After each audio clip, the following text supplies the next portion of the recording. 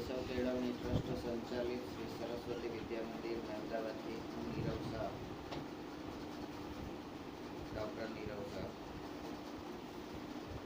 આજે આપણે ધોરણ 10ના ગણિત વિષયના વર્ષ 19-20ના પ્રકરણ 6 ત્રિકોણ, એમાં ત્રિકોણની સમરૂપતાનું સ્વાધ્યાય 6.3 એનો આપણે અભ્યાસ કરીશું.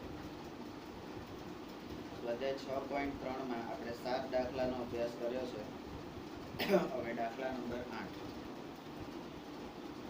દાખલા નંબર 8ની રકમ છે બિંદુ E એ સમાંતર બાજુ ચતુષ્કોણ ABCDની લંબાવેલ બાજુ AD પરનું બિંદુ છે. BE અને CD, BE એ CD ને F માં છેદે છે. તો કે છે સાબિત કરો કે ત્રિકોણ ABE સમરૂપ ત્રિકોણ CFB.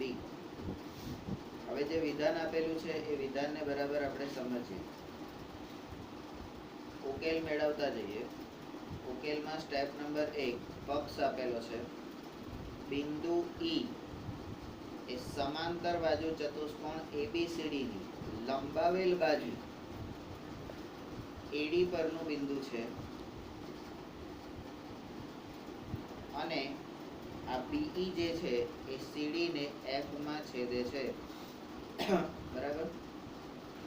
સ્ટેપ નંબર 2 સાધ્ય ત્રિકોણ ABE સમરૂપ ત્રિકોણ CFB. અહીંયા આકૃતિ આપેલ નથી એટલે આપણે આ આપેલ માહિતી પ્રમાણે આકૃતિ દોરવાની છે. તો આકૃતિ હવે જે અંદર તમને આપેલી છે આકૃતિ જુઓ. એક ચતુષ્કોણ છે ABCD, સમાંતર બાજુ ચતુષ્કોણ. પેન્સિલ આપજો.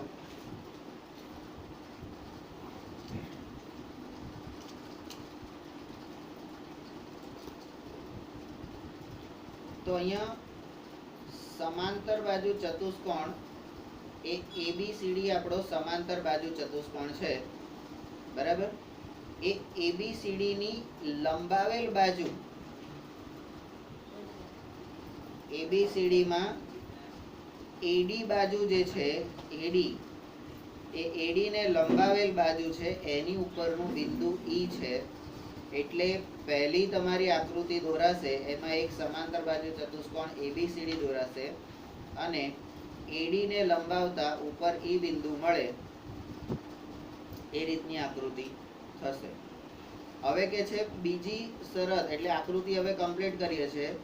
BE જે છે B ને E જોડે જોડતો જે રેખાખંડ એ CD ને F માં છેદે છે. તો અહીંયા આ BE દોર્યો.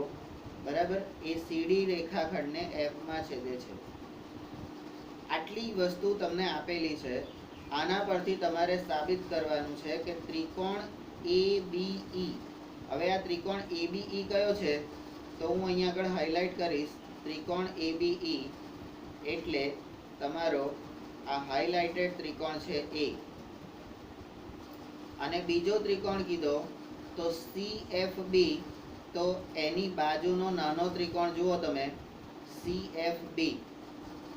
બરાબર. મોટા ત્રિકોણને હાઇલાઇટ કરો એટલે તરત નાનો ત્રિકોણ મળશે બાજુમાં. બરાબર. આ બંને ત્રિકોણો એકબીજાને સમરૂપ છે. બરાબર. હવે આપણે શું કરવાનું, તો આ જે ત્રિકોણ નાનો છે ને એને અહીંથી કાપી નાખવાનો. એ ત્રિકોણને કાપીને એને આમ સીધો કરી દેવાનો. એને આમ સીધો કરી દેવાનો. બરાબર. એટલે આપણને A ને સંગત C, A ને સંગત બિંદુ C, B ને સંગત F અને E ને સંગત B એ રીતે આપણને શિરોબિંદુઓ પણ મળશે. બરાબર છે. સાબિતી છે. તો સાબિતીની અંદર એટલે અહીંયા આગળ તમને એટલું તો ખ્યાલ આવે કે સમરૂપ હોય તો અનુરૂપ બાજુઓનો ગુણોત્તર અને ખૂણા આટલા સમાન હોવા જોઈએ. બરાબર. સમરૂપતાની બે મુખ્ય શરતો. સમરૂપતાની બે મુખ્ય શરતો આપણને ખબર છે. કઈ શરતો છે? તો સમરૂપતા માટેની પહેલી શરત, બાજુઓનો ગુણોત્તર સમપ્રમાણમાં અને અનુરૂપ ખૂણાઓ સમાન. બરાબર, આ બે સમરૂપતાની શરતો છે. આ સિવાય બીજી શરતો કઈ હતી? તો કે ખુખુ ખુ, ખુખુ, બાખુબા, બાબાબા. આ બધી શરતોનો ઉપયોગ કરીને આપણે કામ કરવાનું છે. તો અહીંયા તમને સમાંતર બાજુ ચતુષ્કોણ ABCD માં ખૂણો A બરાબર ખૂણો C આવું આપણે કહી શકીએ, અથવા આપેલું છે તો આવું કેમ કહી શકીએ? તો કે સમાંતર બાજુ ચતુષ્કોણમાં સામસામેના ખૂણા સરખા હોય. બરાબર. તો હવે તમે આ જે ખૂણા જે તમને સરખા કર્યા એના પરથી હવે તમે એમ કહો કે માટે ખૂણો A અને ખૂણો C, બરાબર, ખૂણો A અને ખૂણો C એ બંને સરખા છે. તો હવે એને આખો ખૂણો લઈએ તો BAE, બરાબર. અને આ બાજુનો ખૂણો તો FCB. આ બે ખૂણા સરખા છે. બરાબર છે. તો એને આપણે એ બંને ખૂણાને પરિણામ નંબર 1 કહી દઈશું. Step number B. હવે કે છે બિંદુ E એ સમાંતર બાજુ ચતુષ્કોણ ABCD ની લંબાવેલ બાજુ AD પરનું બિંદુ છે. હવે આ E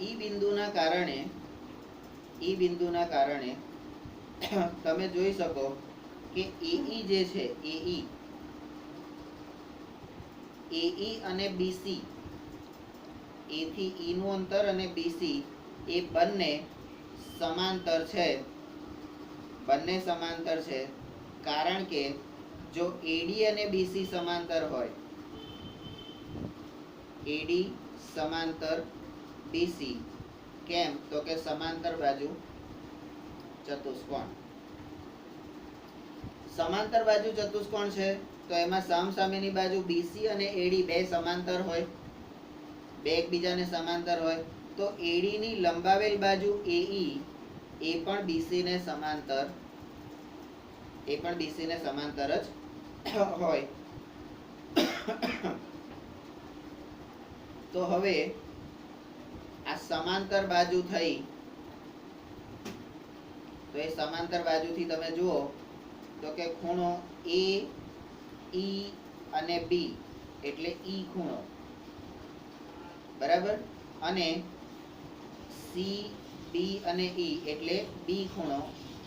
એટલે ખૂણો E અને ખૂણો B એ Z બનાવતા ખૂણા છે. તમે જોઈ શકો છો કે A થી તમે શરૂ કરો, E સુધી પહોંચો, E થી તમે B સુધી આવો અને B થી C સુધી જાઓ, તો એ રેખા તમને Z બનાવતી હોય એવું લાગે છે. તો યુગ્મ કોણ, Z બનાવતા ખૂણાને આપણે યુગ્મ કોણ કહીએ છીએ. અને યુગ્મ કોણની જોડ હંમેશા કેવી હોય? સમાન હોય. તો એના આધાર ઉપર આપણે કહી શકીએ કે ખૂણો AEB બરાબર ખૂણો CBF, જેને આપણે પરિણામ નંબર 2 કહીશું. બરાબર. એટલે હવે અહીંયા તમે આકૃતિમાં જોઈ શકો કે તમારો જે ત્રિકોણ છે AEB અને CBF એટલે CFB, આ બે નાના અને મોટા ત્રિકોણ છે. એમાં બે ખૂણા જે છે, બંને ત્રિકોણમાં બે ખૂણા સમાન થઈ ગયા. એટલે A ને અનુરૂપ C અને E ને અનુરૂપ B. હવે બે ખૂણા સરખા થઈ જાય, કોઈ પણ ત્રિકોણમાં બે ખૂણા સરખા થઈ જાય તો ત્રીજો ખૂણો તો આપોઆપ સરખો થઈ જ જાય. આવું તમને કોણે કીધું હતું? તાકે પેલી માધુરીની ખુખુ શરત. કઈ શરત? હા, ખુખુ શરત. તો હવે આપણે ત્રિકોણ લઈએ, ત્રિકોણ ABE અને ત્રિકોણ CFB માં ખૂણો BAE બરાબર ખૂણો FCB પરિણામ 1 મુજબ અને ખૂણો AEB બરાબર ખૂણો CBF એ પરિણામ 2 મુજબ, તો ખોખુ શરત પ્રમાણે ત્રિકોણ ABE અને ત્રિકોણ CFB બંને કેવા થશે? સમરૂપ થશે. બરાબર છે? તો અહીંયા તમે આ સમાંતર બાજુ ચતુષ્કોણ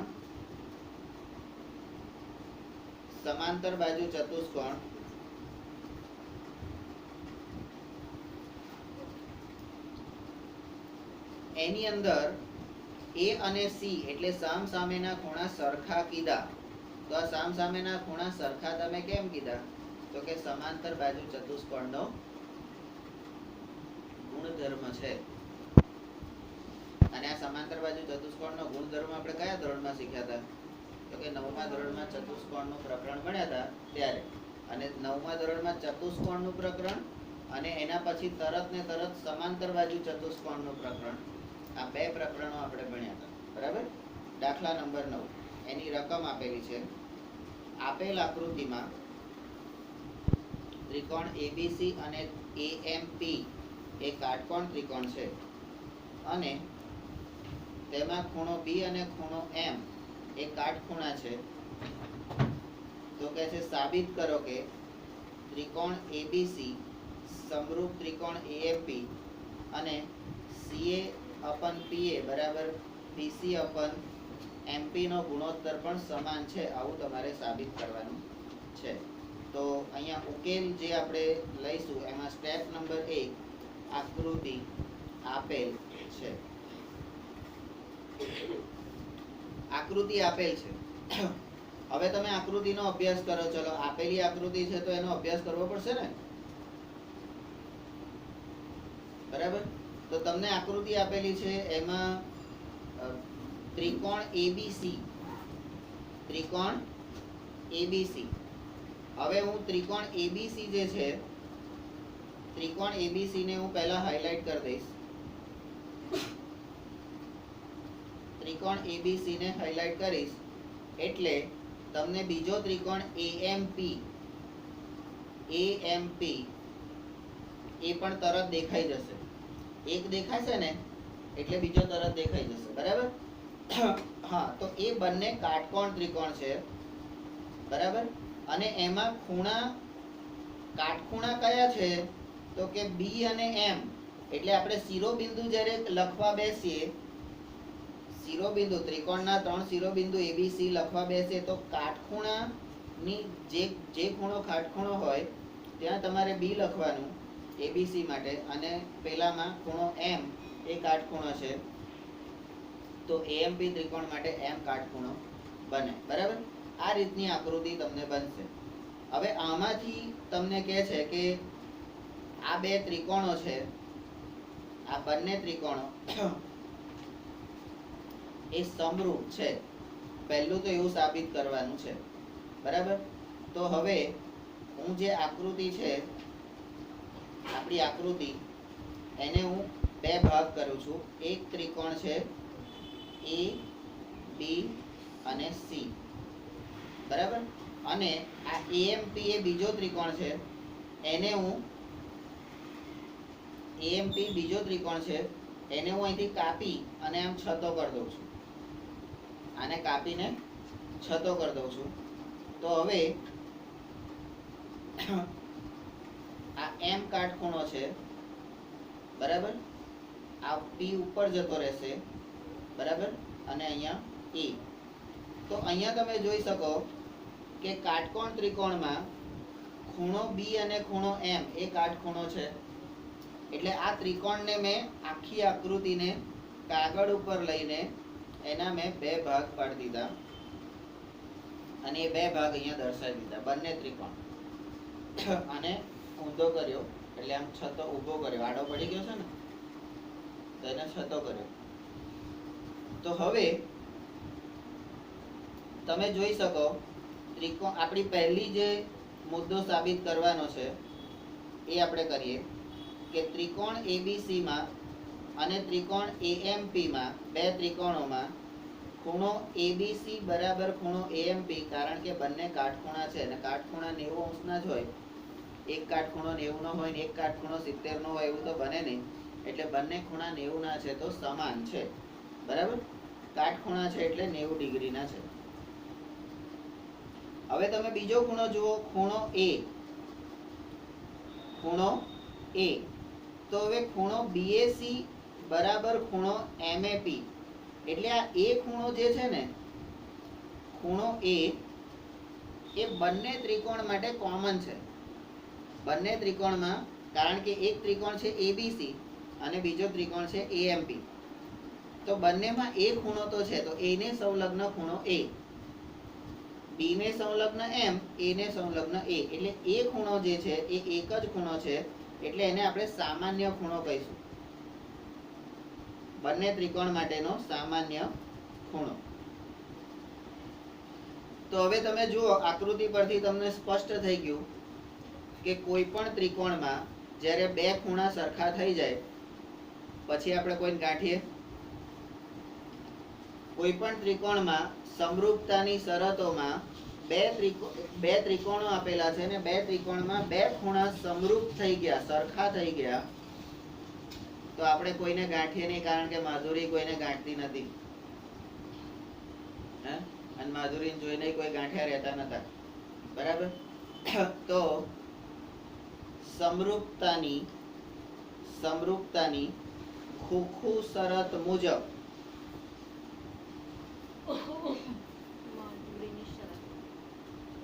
તે જરી મોટેથી બોલ્યા હોય તો અંદર ના આવે. માધુરીની શરત. તો સમરૂપતાની ખોખુ શરત મુજબ આપણે આ ત્રિકોણ એબીસી અને ત્રિકોણ એએમપી એકબીજાને સમરૂપ ત્રિકોણ છે એવું કહી શકીએ, જેને આપણે પરિણામ નંબર 1 કહીએ.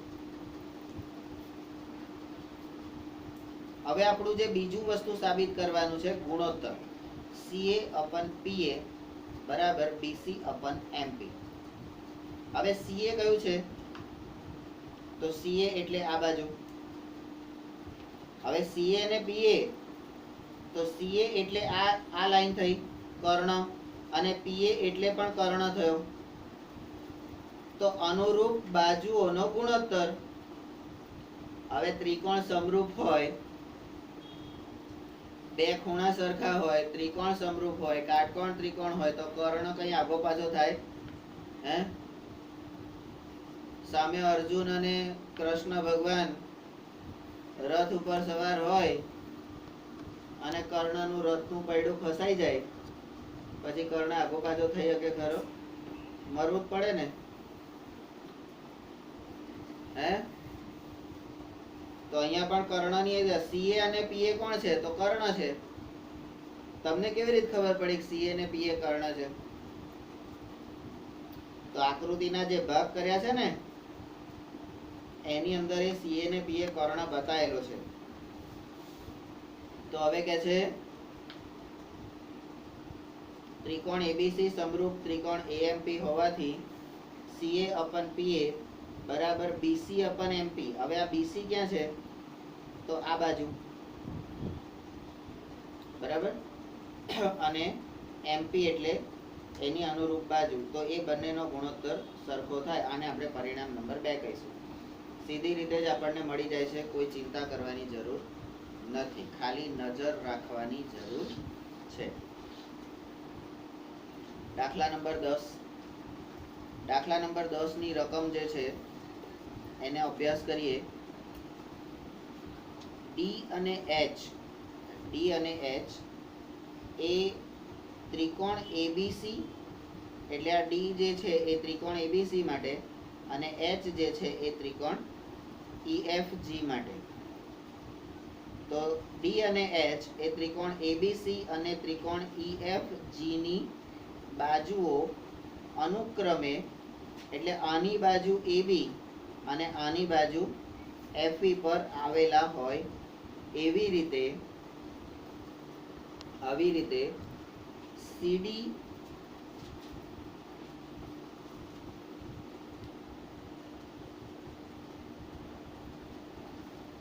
એટલે આ હોય જે છે ત્યાં સુધી આપણો એક પોઈન્ટ થયો.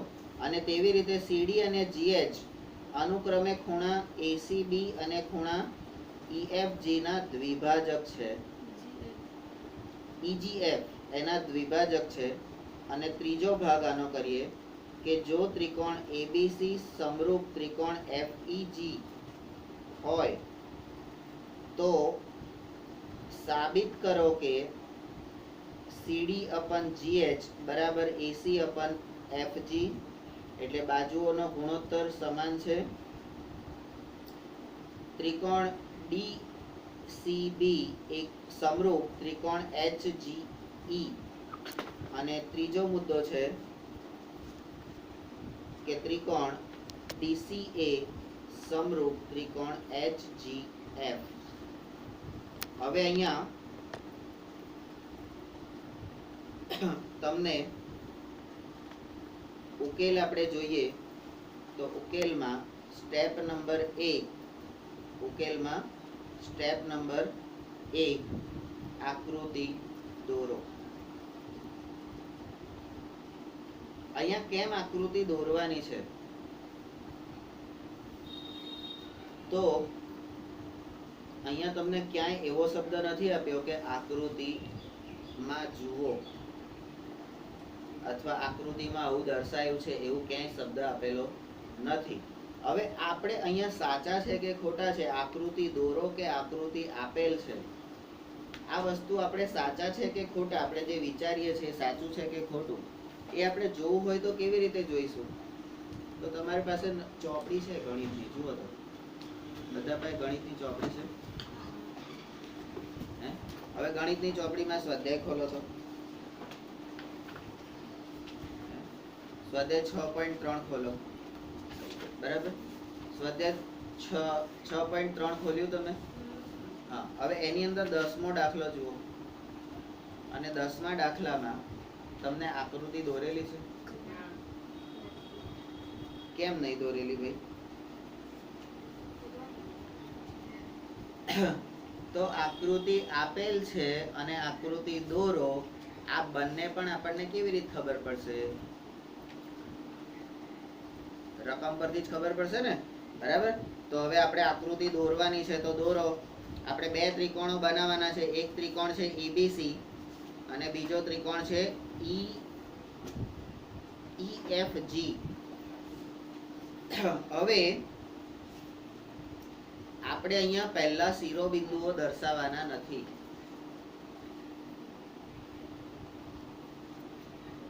ખાલી બે ત્રિકોણ દોરવાના છે, શિરોબિંદુ પછી દર્શાવવાના. કેમ શિરોબિંદુ ફરી દર્શાવવાના ભાઈ? કારણ કે અંદર જે શરતો છે ને એ શરતો પ્રમાણે બિંદુ દર્શાવવા પડશે. તો અહીંયા ત્રિકોણ એબીસી માં એબી બાજુ, ત્રિકોણ એબીસી માં એબી બાજુ એટલે ત્રિકોણ એબીસી માં એબી બાજુ પર ડી બિંદુ છે. એબી બાજુ પર ડી બિંદુ મૂકવાનું છે. અને ત્રિકોણ ઈએફજી એટલે ત્રિકોણ ઈએફજી એમાં એફઈ બાજુ છે ને એની પર તમારે એચ જોવાનું છે.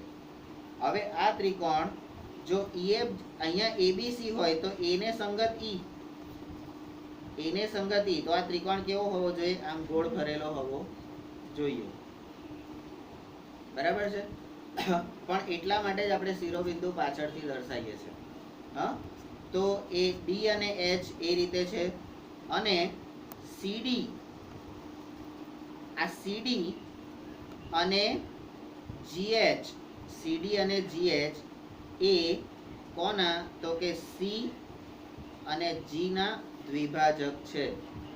સી અને જી ના દ્વિભાજક છે.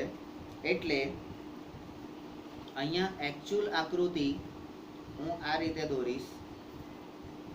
એકચ્યુઅલી જે આકૃતિ આપણને જે આપેલી છે એ પ્રમાણે હું જે આકૃતિ દોરું છું એ અહીંયા આગળ દોરું છું. તો એબીસી બરાબર. તો એબીસી માં આ સીડી ખૂણા સી નો દ્વિભાજક ડી એ એબી ઉપરનો બિંદુ છે. બરાબર. હવે આ મારી આકૃતિ પહેલી સાચી. હવે બીજો ત્રિકોણ મને આપેલો છે ઈ એફ અને જી. ઈ એફ અને જી. તો એમાં આ એફઈ એટલે એફઈ જે છે એના પર બિંદુ છે અને આ જીનો દ્વિભાજક એ એચ છે. બરાબર. એટલે હવે તમને ખબર પડે કે તમારી આકૃતિ અંદર જે નવનીતમાં આપેલી છે અને આપણે જે દોરી એ બંનેમાં શું ડિફરન્સ છે. તો આ ઈ અને એફ આનો ડિફરન્સ છે. બરાબર. આ ડિફરન્સ આપણને ક્યાં જરૂર પડશે અને ક્યાં આપણને ફાયદો કરશે એ આપણે હવે જોઈએ છે. બરાબર. હવે સ્ટેપ નંબર 2. સ્ટેપ નંબર 2 માં તમને શરત આપી છે કે જો ત્રિકોણ એબીસી, આ ત્રિકોણો બંને જે આપેલા છે એબીસી અને એફઈજી. બરાબર. હવે તમે જુઓ અહીંયા રકમમાં તમને ઈએફજી આપેલું છે. અહીંયા તમને એવું કીધું કે એટલે કયા બિંદુની સંગત કયું બિંદુ છે, કયા બિંદુની સંગત કયું બિંદુ છે એ પ્રમાણે સમરૂપતાની શરત આપણે લેવાની છે. એટલે અહીંયા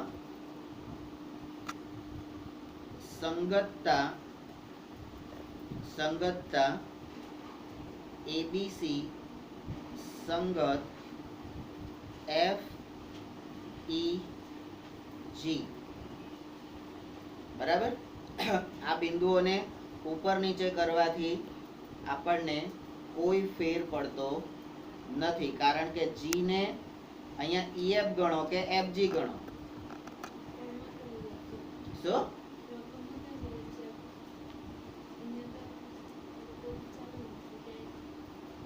એવું નથી. હું એટલે જ મેં આ કાચી આકૃતિ દોરી. આ તમારી આકૃતિ નંબર 1 થશે, જે ઓરિજિનલ રકમ પ્રમાણેની છે. અને જે આપણે સાબિત કરવાનું છે જે શરત પ્રમાણે, આ ત્રિકોણ એબીસી સમરૂપ એફઈજી એ આ શરત છે કે આવું હોય તો, એટલે આ પ્રમાણેની સંગતતા હોય તો તમારે સાબિત કરવાનું છે. બરાબર. એટલા માટે અમે કાચી આકૃતિ દોરી છે. તો આપણે આકૃતિ નંબર 1 અને 2 એ રીતે કરવાનું. પહેલી આપણી રકમ પ્રમાણેની આકૃતિ આ છે અને સંગતતા સમરૂપતા એના માટે ત્રિકોણ એબીસી સમરૂપ ત્રિકોણ એફઈજી. તો એની અંદર હવે બંને ત્રિકોણો સમરૂપ હોય તો શું થાય, તો અનુરૂપ ખૂણા સરખા થાય. તો એ બરાબર એફ, ખૂણો એ બરાબર એફ, ખૂણો બી બરાબર ખૂણો ઈ. બરાબર. અને ખૂણો સી બરાબર ખૂણો જી. સી અને જી. બરાબર. પણ એમાં શું કીધું, તો કે એસીબી અને એફજીઈ. બરાબર. છે ખૂણો સી અને ખૂણો જી, કારણ કે વચ્ચે જે સંખ્યા એટલે વચ્ચે જે અક્ષર આવે એ આપણો ખૂણો કહેવાય. આવું આપણે વર્ષોથી કહેતા આવ્યા છે. તો ખૂણાઓ ત્રણે સરખા છે તો એને આપણે પરિણામ નંબર 1 કહીશું. બરાબર. આવું કેમ કીધું, તો કે સમરૂપતાની શરત ખૂણા સમાન, સમરૂપ ત્રિકોણના ખૂણા સમાન. બરાબર.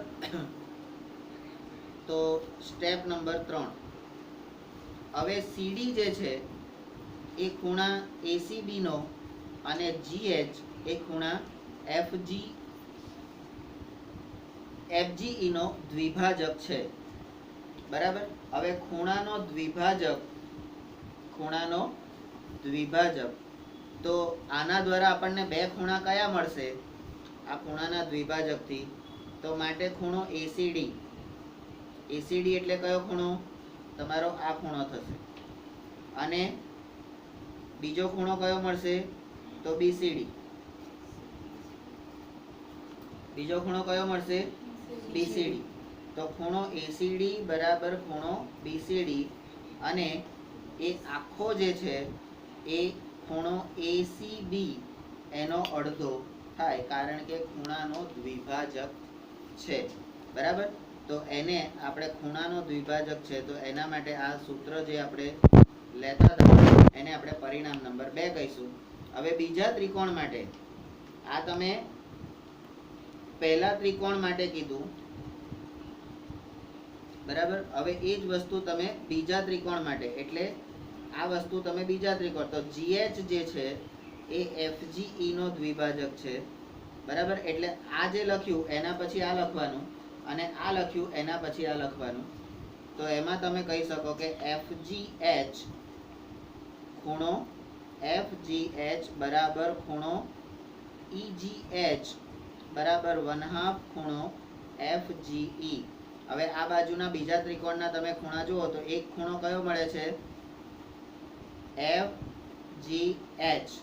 FGH મળ્યો અને બીજો ખૂણો કયો મળે છે? તો કે EGH. બરાબર. આ બે ખૂણા તમને મળ્યા અને દ્વિભાજક છે એટલે સરખા થશે. બરાબર. અને એ બે ખૂણા કોના કરતા અડધા થશે? તો કે FGE જે મોટો ખૂણો છે એના કરતા અડધા થશે. બરાબર. તો અહીંયા તમને 3 પરિણામ મળ્યા. હવે સ્ટેપ નંબર 4.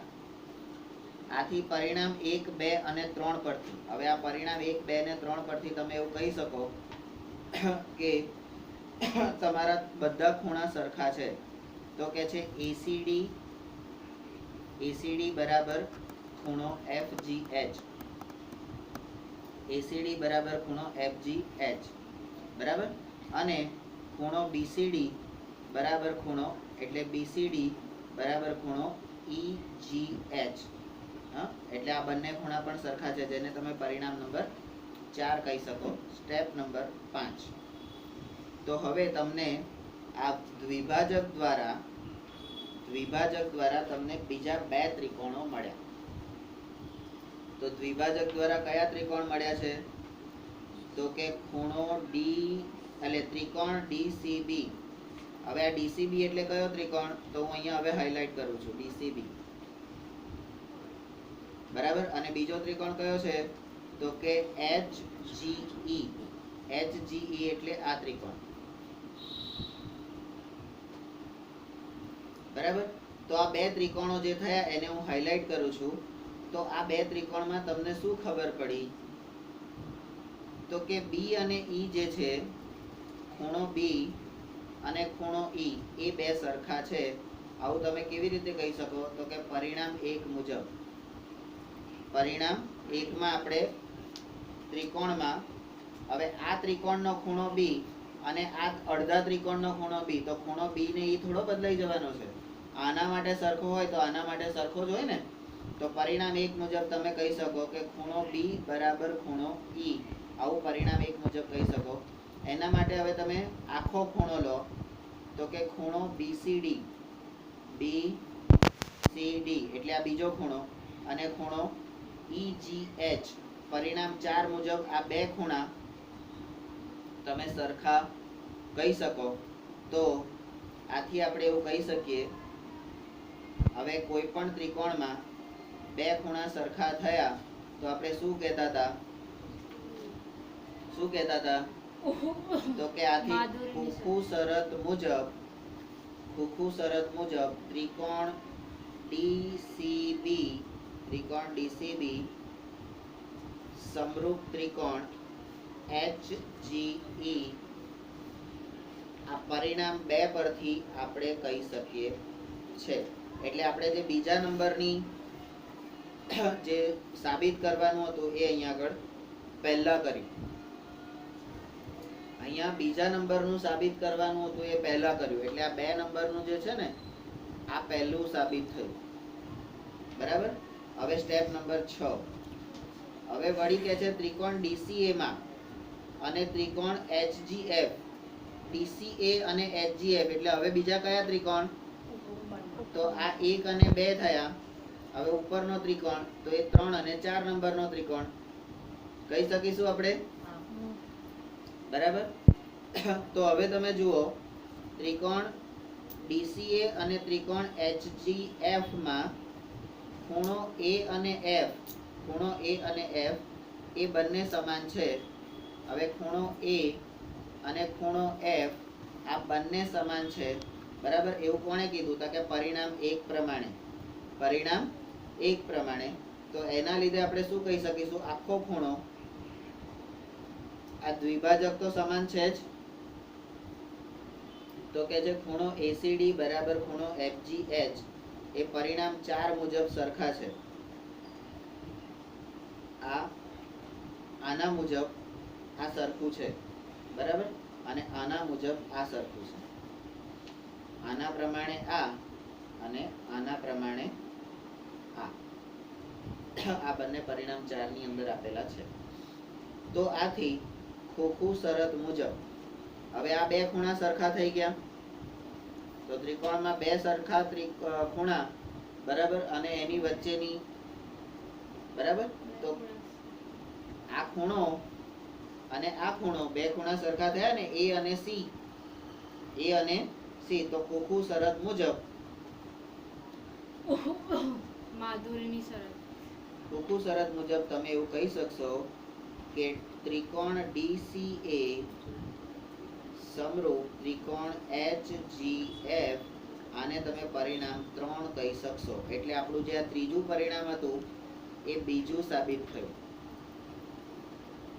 તમે જુઓ રકમ આપેલી છે એમાંથી તમે કેવી રીતે સાબિત કરો છો.